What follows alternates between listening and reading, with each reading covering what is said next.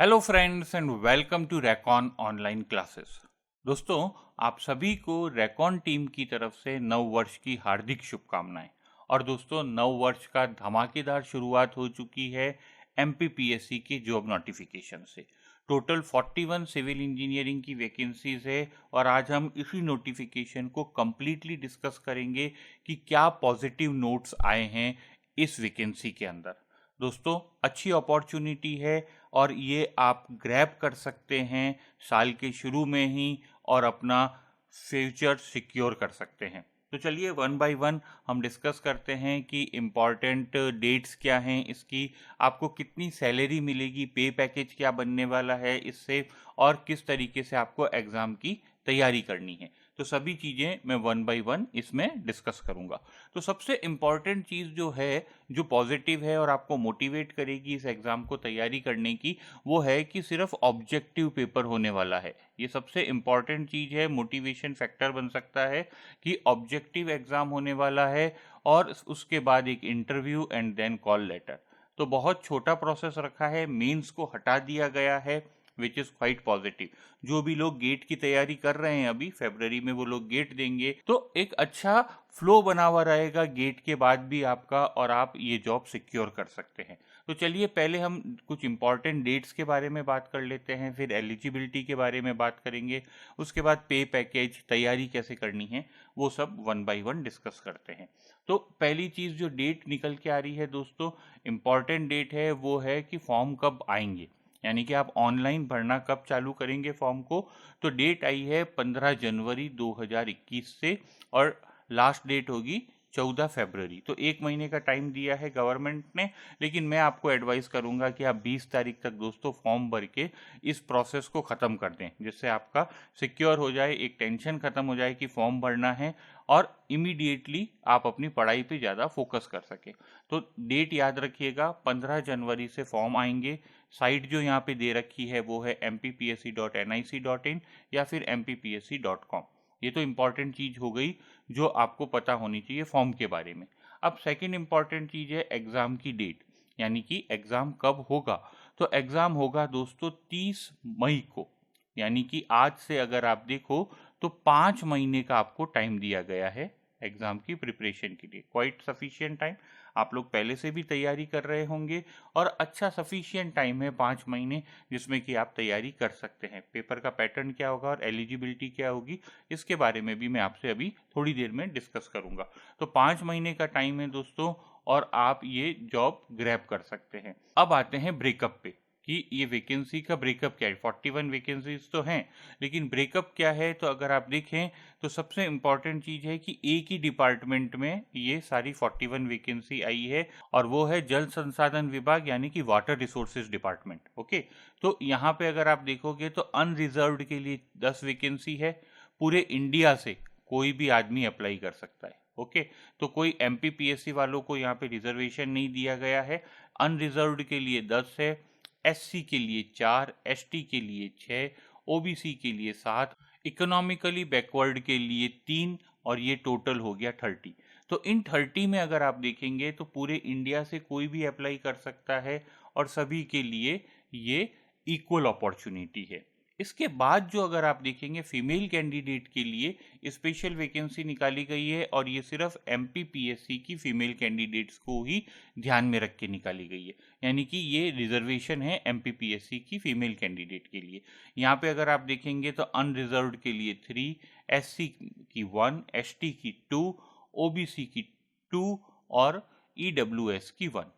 और इसके अलावा 2 वैकेंसी ऑर्थोपेडिकली हैंडीकैप्ड के लिए भी रखी गई है, लेकिन ये 2 वैकेंसी भी अगर आप देखें तो ये एमपी के जो ऑर्थोपेडिकली चैलेंज्ड पीपल हैं उन्हीं के लिए ये 2 वैकेंसी रहेगी।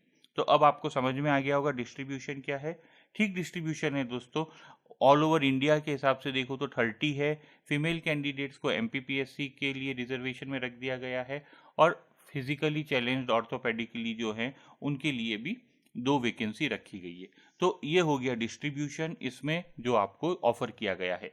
चेंजेस हो सकते हैं, लेकिन आप उसके भरोसे मत रहिए कि पॉजिटिव या नेगेटिव चेंजेस होंगे। इसी को अभी आप फाइनल मान लीजिए कि आप तैयारी इन्हीं के लिए करने वाले हैं। तो ये इम्पॉर्टेंट चीज हो गई जो यहाँ पे आपको समझनी थी। अब मैं सैलरी का आपको बता दूं, सैलरी अगर आप टेक होम की बात करो ना दोस्तों, तो जो पे बैंड यहाँ पे दिया है उससे इन एंड अराउंड 60 to 65,000 की फर्स्ट सैलरी आपकी बनने वाली है। ओके, सरकारी नौकरी में एई की यही पे बैंड बन रहा है दोस्तों, तो आपको 60 से 65,000 रुपए करीब करीब इन हैंड मिलेंगे। कुछ ज़्यादा या कम हो सकते हैं डिपेंडिंग ऑन कि आपकी पोस्टिंग वगैरह कहाँ आती है, बट इन एंड अराउंड इसी के आसपास आपको सैलरी का पे पैकेज मिलता है। तो ठीक ही है, अगर एक तरह से देखा जाए तो टेक होम देखें तो आप 7.2 होगा, और अगर आप जो कॉरपोरेट के हिसाब से देखें कि सीटीसी कितना होगा, तो सीटीसी करीब करीब 10 लाख रुपए का बनता है। बहुत सारी चीज़ें गवर्नमेंट आपको देती है लेकिन वो हिडन रहती है और नहीं पता चल पाता, जैसे कि मेडिकल फैसिलिटीज़ हो गई, उसके अलावा आपका सीपीएफ हो गया, और बहुत सी चीज़ें होती है जो आप जब जॉब में जाएंगे तभी इम्पॉर्टेंट है समझना, अदरवाइज इम्पॉर्टेंट नहीं है जब तक आप जॉब में नहीं जाते हैं। तो टेक होम अगर आप देखें तो 7.2 लाख के आसपास का पैकेज बनता है, और सीटीसी जो अगर गवर्नमेंट के हिसाब से देखा जाए तो 10 लाख का क्वाइट गुड अच्छा है।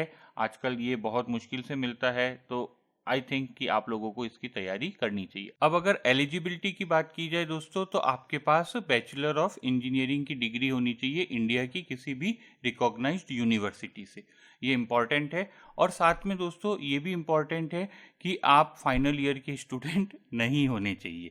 फाइनल ईयर के स्टूडेंट के लिए ये जॉब एप्लीकेशन नहीं है। जिन्होंने डिग्री कंप्लीट कर ली है वो ही इसमें अप्लाई कर सकते हैं, ये इम्पॉर्टेंट चीज़ है। अब बात करते हैं पेपर पैटर्न की। नोटिफिकेशन में दोस्तों पेपर पैटर्न के बारे में कहीं पे भी डिस्कस नहीं किया गया है, लेकिन पिछले कुछ सालों के जो एमपीपीएससी का पैटर्न है उसके एक्सपीरियंस पे मैं आपको बता सकता हूँ कि मोस्ट प्रोबेबली 150 क्वेश्चन आएंगे टेक्निकल से और 50 क्वेश्चन आएंगे नॉन टेक से। नॉन टेक में आपके जनरल स्टडीज़ हो सकता है, देन एप्टीट्यूड हो सकता है, जो रूटीन में होता है वही चीज़ें यहाँ पे पूछी जा सकती है नॉन टेक के अंदर। टेक्निकल के 150 क्वेश्चन होंगे और एक ही पेपर में ये सब कुछ आ जाएगा। ओके, तो गेम चेंजर जो है आपका ये ऑब्जेक्टिव एग्जाम ही बनने वाला है। इंटरव्यू होगा लेकिन उसका वेटेज बहुत कम होता है दोस्तों, तो इंटरव्यू का वेटेज इसके कंपैरिजन में बहुत बहुत कम होगा। तो इंटरव्यू एक फॉर्मेलिटी होगी, और इंटरव्यू में कितने लोगों को बुलाया जाएगा, करीब करीब आप समझ लीजिए 5 टाइम्स लोगों को इंटरव्यू में बुलाया जाएगा। लेकिन गेम कहाँ पे चेंज हो चुका होगा, जिसका ऑब्जेक्टिव एग्जाम अच्छा होगा इंटरव्यू से आप डिफरेंस क्रिएट नहीं कर पाएंगे क्योंकि उसका वेटेज बहुत ही कम रखा जाएगा। तो सारा कुछ दारोमदार इसी एक एग्जाम पे रहने वाला है। इसकी तैयारी कैसे करनी है ये भी मैं आपको बता देता हूँ। क्योंकि एक ही एग्जाम है, क्वेश्चंस ज़्यादा हैं, इसलिए आपको ये एक्सपेक्ट करके चलना होगा कि इसमें लेवल 1 के क्वेश्चन ही आएंगे। लेवल 1 के क्वेश्चन यानी कि टेक्निकल में सीधा सीधा जो देखते ही आंसर टिक कर दिए जा सके। कैलकुलेशन हो भी तो बहुत छोटी कैलकुलेशन होगी, एक क्वेश्चन करने में आपको 30-40 सेकंड से कम समय लगेगा। यह पैटर्न रहने वाला है। तो इसकी तैयारी कैसे करें, लेवल 1 के क्वेश्चन कहाँ से लाएं, तो the best source is previous year solution. Okay, previous year के जो गेट और ईएससी इसके जितने भी क्वेश्चंस आपको मिले दोस्तों कर डालो। मैं इसमें एक चीज़ कहना चाहूँगा कि रेकॉन टीम आपकी यहाँ पे मदद कर सकती है। हम लोगों का एक स्पेशल पैकेज है जहाँ पे हमने पिछले करीब 23 सालों के गेट और ईएससी के पेपर को ब्रेकअप कर दिया है लेवल 1 और लेवल 2 में। लेवल 2 थोड़े लंबे और कॉम्प्लिकेटेड क्वेश्चंस हैं, लेवल 1 ईजी हैं।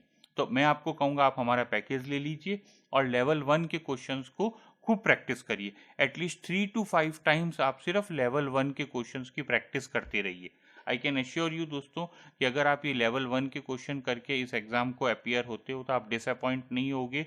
5 महीने में भी आप ये जॉब सिक्योर कर सकते हो। तो आपको लेवल 1 के क्वेश्चन करने हैं गेट और ईएससी के, सारे सब्जेक्ट के, कोई सब्जेक्ट छोड़ना नहीं है। और आई कैन एश्योर यू कि आप एक बेटर फ्यूचर बना सकते हो और इस जॉब को ग्रैब कर सकते हो, जिसमें मैं पहले ही बता चुका हूँ कि फर्स्ट सैलरी 60,000 to 65,000 है, which is quite a good considerable amount आज के सिनेरियो को देखते हुए। तो दोस्तों ये सारी चीज़ें हैं जो मैं आपको बताना चाहता था। आई अगेन से कि लेवल 1 का प्रैक्टिस करिएगा, क्योंकि लेवल 1 के क्वेश्चन ही पूछे जाएंगे इस एग्ज़ाम के अंदर। With that, thank you very much, keep enjoying your civil engineering and have lots and lots of fun in your life.